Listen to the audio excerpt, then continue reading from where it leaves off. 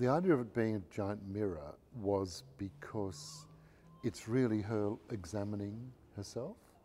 The opening of the opera, she's just basically lying on the stage, face down into the mirror.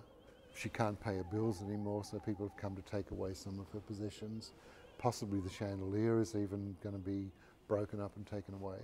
Then she meets Alfredo, and that brings her lust for life back. So she gets up in the chandelier and she sings Sempre Libera, which says, I will, I'm going to keep on living. I'm going to keep on living and I'm going to keep on loving.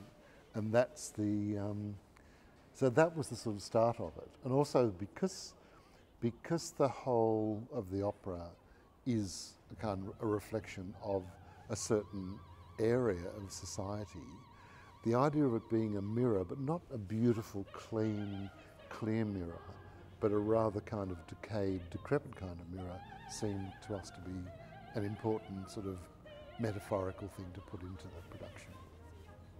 It's not in an intimate, warm, friendly opera theatre.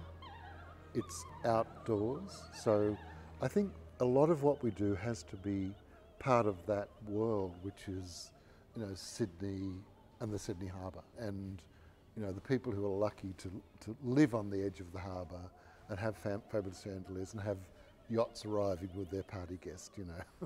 I think that's the world that we're in. Hopefully, it's a production for all times. It's any time from now back to 19th century. So there'll be elements of all of that.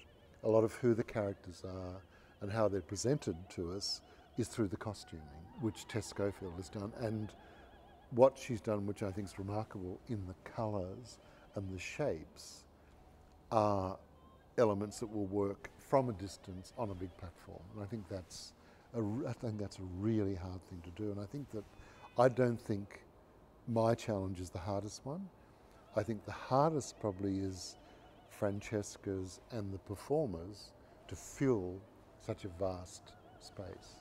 But we're very lucky in that we have some of the most beautiful music ever written to help us.